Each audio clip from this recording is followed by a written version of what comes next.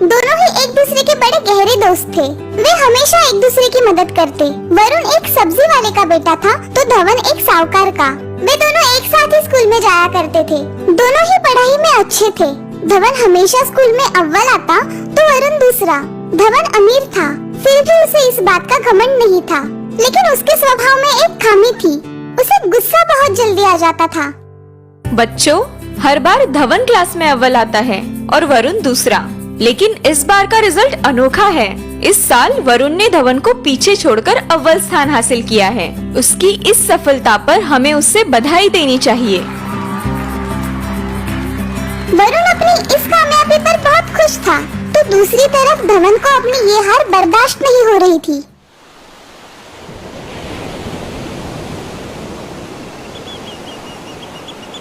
अरे धवन, तुम अकेले क्यों बैठे हो? चलो समुद्र में जाके डुबकियां लगाते हैं, बड़ा मजा आएगा। मुझे तुमसे बात नहीं करनी। तुमने चीटिंग करके पहला नंबर हासिल किया है। ये तुम क्या बोल रहे हो धवन?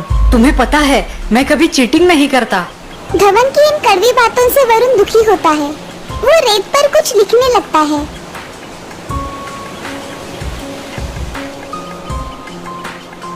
आज धवन ने मुझसे झगड़ा किया और मुझे धोखेबाज कहा। वरुण के लिखे वो शब्द पढ़कर धवन अपने आप पर शर्मिंदा हो जाता है। ये मैंने ठीक नहीं किया। वरुण एक अच्छा दोस्त है, वो कभी चीटिंग नहीं करेगा। उसने अपनी मेहनत से पहला नंबर हासिल किया है। मुझे तो उसकी इस कामयाबी पर खुश होकर उसे बधाई देनी चाहिए थी, जैसे वो हमेशा मेरी कामयाबी पे खुश होकर मुझे दिया करता था। और मैंने क्या किया? मैंने उसे धोखेबाज कहा। लगता है वरुण अब मुझे कभी माफ नहीं करेगा। धवन ये सोच ही रहा था कि अचानक उस किनारे पर भगदड़ मच गई। लोग जोर जोर से चिल्लाने लगे। अरे वो बच्चा डूब जाएगा, कोई बचाओ उसे, बचाओ उसे, बचाओ। ये तो वरुण है। अपने दोस्त को समुद्र में डूबता देख धवन तेजी से दौड़ता हुआ वहाँ पर आता है। वो समुद्र में छलांग लगाकर वरुण की तरफ बढ़ने लगता है। बचाओ, बचाओ, कोई बचाओ मुझे। घबराओ मत दोस्त, मैं आ रहा हूँ, हिम्मत मत हारना। मैं आ गया दोस्त। धवन, तुमने अपनी जान मेरे लिए जोखिम में डाल दी। तुम मेरे दोस्त जो हो। तभी समुद्री सुरक्षा रक्षकों की टीम लॉन्च में से वहाँ पर पहुँच जाती है और उन दोनों को सुरक्षित लॉन्च पर चढ़ा लेती है। तुमने बड़ी बहादुरी का काम किया है बच्चे, वी सैल्यूट यू।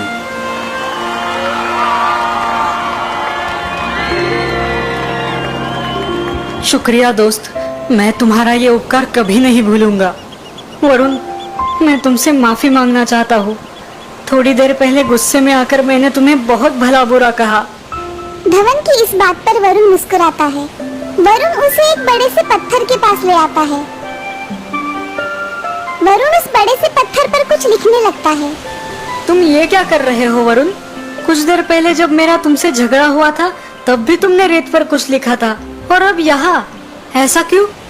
वो इसलिए क्योंकि कौन सी यादों को संभालना है और कौन सी यादों को मिटाना है, ये हमें तय करना होता है। मतलब मैं अभी भी नहीं समझा। जो कड़वी बात तुमने मुझसे कही वो मैंने कब की भुला दी, उस रेत पर लिखे शब्दों की तरह। लेकिन अब जो शब्द मैं इन पर लिख रहा हूँ वो इतनी आसानी से मिटने वाले नहीं, क्योंकि ये एक अच्छी याद है और मैं इसे संभालना चाहता हूँ, इन पत्थरों पर लिखे शब्दों की तरह। अब समझे? वाह, कितनी बड़ी बात कह दी तुमने। मैं इसे हमेशा याद रखूंगा। वो कहते हैं ना, कभी किसी से माफी मांग लेनी चाहिए और कभी किसी को माफ कर देना चाहिए, तभी तो रिश्ते मजबूत होते हैं। तुम मेरे सच्चे दोस्त हो वरुण, और तुम भी। चलो अब घर चलते हैं। बस 1 मिनट।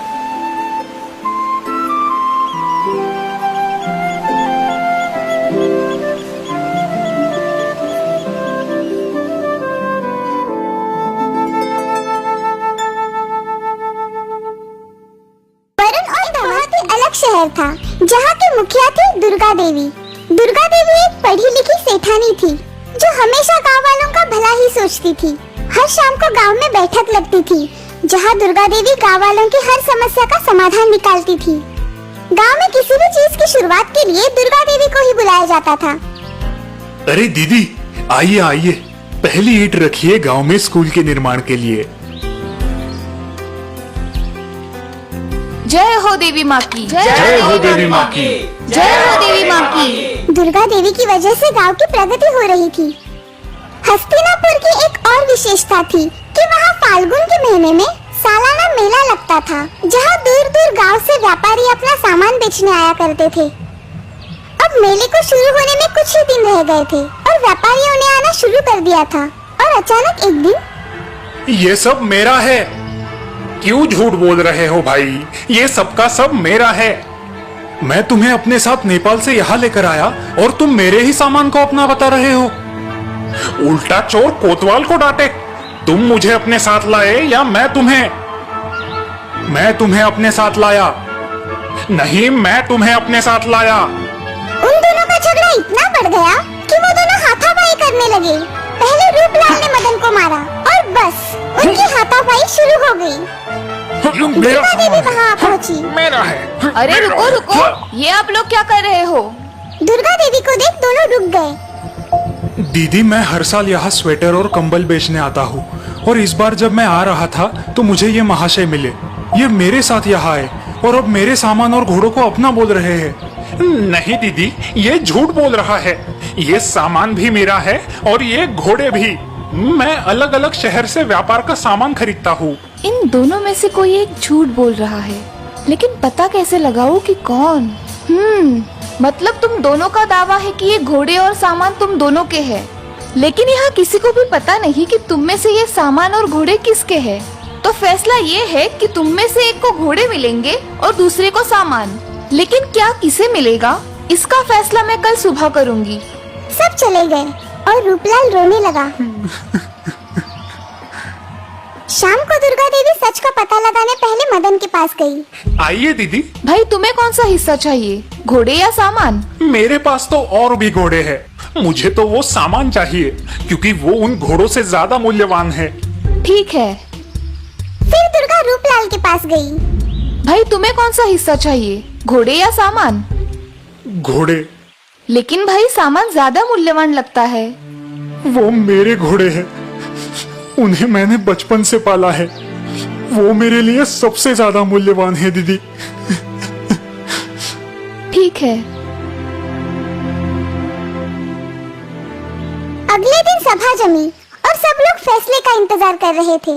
रूपलाल और मदन दोनों नहीं जानते थे कि उन्हें कौन सा हिस्सा मिलने वाला है, लेकिन दुर्गा देवी को पता था कि वो क्या फैसला लेगी। रूपलाल के हिस्से में दोनों घोड़े हैं और सामान भी। क्या? ये तो नाइंसाफी है। नाइंसाफी? तुम धोखेबाज हो। ये सारा सामान रूपलाल का है। जब मैं तुमसे पूछने आई थी तो तुमने सामान मांगा। तुम्हें घोड़ों से जरा भी प्यार नहीं था क्योंकि वो तुम्हारे थे ही नहीं। लेकिन रूपलाल को सिर्फ घोड़ों से ही प्यार था। उसे अपने नुकसान की परवाह नहीं थी क्योंकि सामान बिना घोड़ों के तो आया नहीं होगा। इसीलिए जिसके घोड़े उसी का सामान, यानी कि ये सामान और घोड़े रूपलाल के ही है और इस धोखेबाज को मेले से निकाल दिया जाए। अगली बार अगर तुम यहाँ दिखे तो तुम्हारा बुरा हाल होगा, समझे? धन्यवाद दीदी, आपकी वजह से मुझे मेरे घोड़े और सारा सामान वापस मिल गया। इस तरह दुर्गा देवी ने अपनी युक्ति से समस्या सुलझा दी। इसीलिए कहते हैं कि हर समस्या का हल समझदारी से हो सकता है।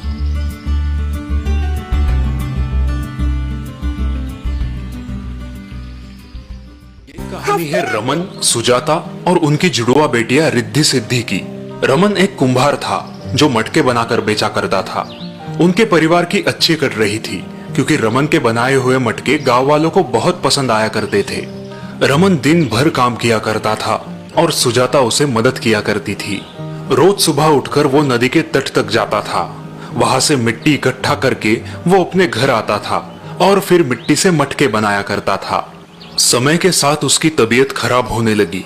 उसने बिस्तर पकड़ लिया और फिर कुछ ही दिनों में वो चल बसा। हे भगवान, अब हमारा क्या होगा? घर का करता धरता ही चला गया। अब हम क्या करेंगे? तीनों पर मानो दुख का पहाड़ ही टूट पड़ा था। जो मटके रमन बना के गया था वही बेचकर उनका गुजर बसर चल रहा था, लेकिन जल्द ही वो सभी मटके खत्म हो गए। हम लोगों को तो ठीक से मटके बनाना भी नहीं आता। अब हम क्या करें? तुम दोनों को मटके बनाना नहीं आता, लेकिन मुझे आता है। तुम दोनों रोज नदी के तट से मिट्टी लाना और मैं मटके बनाऊंगी। भगवान की कृपा रही तो सब ठीक हो जाएगा। जिसने दुख दिए हैं वही उनको दूर भी करेगा। अगले दिन से रिद्धि सिद्धि मटके बनाने के लिए मिट्टी लाने लगी। सुजाता ने मटके बनाना शुरू कर दिया, लेकिन उसके मटके रमन जैसे नहीं थे, इसीलिए ज्यादातर ग्राहकों को वो पसंद नहीं आते थे। ये वाला मटका कैसे दिया? सिर्फ 5 सिक्कों का। बाप रे बाप, 5 सिक्के इसके लिए? इसका तो मुंह भी बहुत छोटा है। मैं सिर्फ 3 सिक्के दूंगी, देना है तो दो। घर चलाने के लिए सुजाता मटके कम दामों में भी बेच दिया करती थी। फिर एक दिन सुजाता भगवान जी से प्रार्थना करने लगी। भगवान जी, कुछ ऐसा कीजिए कि ग्राहकों को मेरे मटके पसंद आए। रिद्धि सिद्धि दोनों बड़ी हो रही है। 2-3 साल में उन दोनों की शादी भी करनी होगी। अगर ऐसे ही चलता रहा तो ये सब कैसे होगा? कृपा कीजिए, मेरी मदद कीजिए। अगले दिन जब सुजाता मटके बना रही थी तो वहां से महाराज का काफिला गुजर रहा था। अलग प्रकार के मटके देखकर महाराज रुक गए। प्रणाम महाराज। प्रणाम। कितने अनोखे मटके हैं ना, बिल्कुल अलग। क्या कीमत है इनकी? महाराज, एक मटके के 5 सिक्के। बस 5 सिक्के? जी महाराज। आप एक दिन में कितने मटके बनाती हो? कभी 4 और कभी 5। तो क्या आप हमें 10 दिनों में ऐसे 50 मटके बना के दे सकती हो? हाँ महाराज, क्यों नहीं। तो ठीक है, आप ऐसे 50 मटके बनाना शुरू कर दीजिए। हमें 50 मटके चाहिए 10 दिनों में, और हम एक मटके के 10 सिक्के देंगे। धन्यवाद महाराज। ये रहे 100 सिक्के, बाकी के 10 दिनों बाद। सुजाता ने वो 100 सिक्कों की पोटली ले ली, लेकिन उसे अभी भी यकीन नहीं हो रहा था कि ये सब सच है। उस दिन से रिद्धि सिद्धि दिन में 3 बार मिट्टी लाने नदी पर जाया करती थी, और सुजाता पूरी लगन के साथ मटके बनाने लगी। वो दिन रात मटके बनाती रही और उसने 8 दिनों में ही सारे मटके बना दिए। बहुत अच्छे, आपने तो समय से पहले ही सारे मटके बना दिए। हम बहुत खुश हैं। ये लीजिए आपकी मेहनत के पैसे, और ये हमारी तरफ से आपके लिए एक उपहार। महाराज ने सुजाता को उपहार में 2 सोने की मोहरें दी। ये देखकर वो बहुत खुश थी। महाराज ने ये मटके अपने महल में लगवाए, जिसे देखकर गांव वालों ने भी सुजाता से मटके खरीदना शुरू कर दिया। सुजाता का मटकों का व्यापार अच्छा चलने लगा। उसने अलग अलग आकार के मटके बनाना शुरू कर दिया, और अब ये अलग दिखने वाले मटके ही सुजाता की पहचान थे। आखिर सुजाता की मेहनत से सुजाता को सफलता हासिल हुई, और रिद्धि सिद्धि की शादी उसने बड़े धूमधाम से की।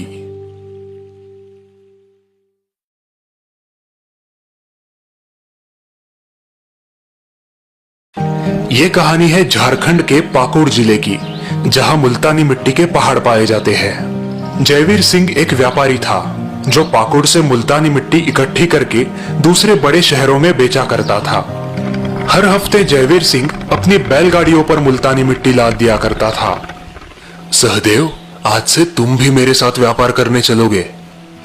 जयवीर अपने पोते को व्यापार सिखाने लगा। वो लोग अपनी मुल्तानी मिट्टी की बैलगाड़ियां लेकर पाकुड़ से रांची जा रहे थे। सहदेव, हम रांची पहुंचने से पहले धनबाद के बाजार में रुकेंगे। वहां जितनी हो सके उतनी मुल्तानी मिट्टी बेचेंगे और फिर रांची के बाजार में जाएंगे। ठीक है दादाजी। उनकी बैलगाड़ी धनबाद के बाजार पहुंची। वहां जयवीर सिंह ने एक व्यापारी को 10 बोरी मुल्तानी मिट्टी बेच दी। सहदेव, इन खाली बोरियों में हम यहाँ का काला नमक भर लेंगे और फिर इसे भी रांची में बेच देंगे। ठीक है दादाजी। सहदेव ने खाली बोरियों में काला नमक भरना शुरू किया और फिर उन बोरियों को उसने बैलगाड़ियों पर लाद दिया। अच्छा ये बताओ, हमने बोरियों में काला नमक क्यों भरा? शायद इसकी रांची में मांग होगी। मांग इतनी तो नहीं है, लेकिन अगर हम बोरियां खाली ले जाए तो इस बैलगाड़ी का संतुलन बिगड़ जाएगा और इन्हें बेचकर जो कुछ भी मिल जाए वो हमारा मुनाफा ही तो होगा। समझ गया दादाजी। इसके बाद वो लोग सीधे रांची के बाजार में रुके, जहां उन्होंने सारी मुल्तानी मिट्टी की बोरियां बेच दी 10 सिक्कों के दाम से और नमक की बोरियां बेची 5 सिक्कों के दाम से। अगले कुछ महीनों तक जयवीर सिंह अपने बड़े पोते सहदेव को अपने साथ व्यापार पर ले जाया करता था। सहदेव भी व्यापार करना अच्छे से सीख रहा था। लेकिन फिर अचानक जयवीर सिंह की तबीयत खराब रहने लगी। दादाजी आपको आराम की सख्त जरूरत है। लेकिन तुम अकेले कैसे व्यापार करोगे? मैं अकेला कहाँ हूँ, छोटू है ना, और इस बहाने वो भी काम सीख जाएगा। चलो ठीक है, पर संभल कर जाना और जैसा सिखाया है वैसा ही करना। ठीक है दादाजी। अगली सुबह सहदेव और छोटू दोनों बैलगाड़ियों पर निकल पड़े। कुछ दूर चलकर छोटू, हम रांची के बाजार पहुंचने से पहले धनबाद के बाजार में रुकेंगे। और वो क्यों भैया? वहाँ जितनी हो सके उतनी मुल्तानी मिट्टी बेच देंगे। अच्छा अच्छा।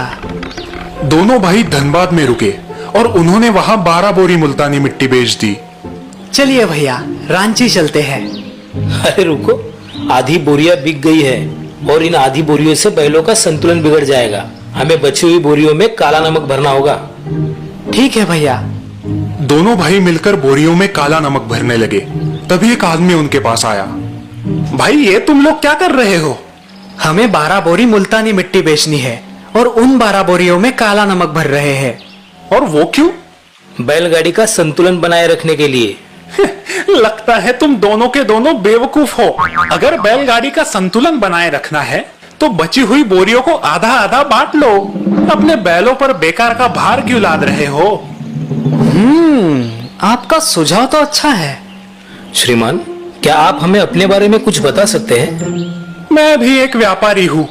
शहर आया था व्यापार करने, लेकिन 2 महीने में जो कुछ भी मैं लेकर आया था वो सब का सब डूब गया। अब अपने गांव वापस लौट रहा हूँ। ठीक है श्रीमान, लेकिन हम अपने बैलों पर भरी हुई बोरियां ही ला देंगे। अजीब मूर्ख हो। वो आदमी वहां से चला गया और सहदेव और छोटू ने बैलों पर बोरियां लाद दी। वो लोग बैलगाड़ी पर सवार हो गए। भैया, हमने उस आदमी की बात क्यों नहीं मानी? क्योंकि उस आदमी का सुझाव तो अच्छा था, लेकिन उसके परिणाम अच्छे नहीं थे। मतलब वो आदमी व्यापार करने शहर आया था, लेकिन उसके सारे रुपए डूब गए। मतलब उसका नतीजा गलत था। हम एक ऐसे व्यक्ति की बात कैसे मान ले जो खुद ही गलत हो? दोनों भाई रांची पहुंचे और वहां उन्होंने सारी मुल्तानी मिट्टी की बोरियां बेच दी। फिर कुछ देर बाद एक राज सेवक उनके पास आया। क्या तुम लोगों के पास धनबाद का काला नमक है? जी सरकार। ये लो, और सारी बोरियां सिपाहियों को दे दो। सहदेव ने जब वो पोतली देखी तो उसमें बहुत सारे सोने के सिक्के थे। सरकार, कोई समस्या है क्या? नहीं, राज पुरोहित जी ने कहा है राज यज्ञ होने से पहले पूरे राज्य को धनबाद के काले नमक से साफ किया जाए। छोटू और सहदेव बहुत ही खुश थे। सिपाही सारी बोरियां लेकर चले गए। भैया, आज तो गजब हो गया। इसीलिए मैं कहता हूँ कि बड़े बुजुर्गों की बात ध्यान से सुननी चाहिए। हाँ भैया, अगर आज हम उस आदमी की बात मान लेते तो हमें ये सोने के सिक्के नहीं मिलते।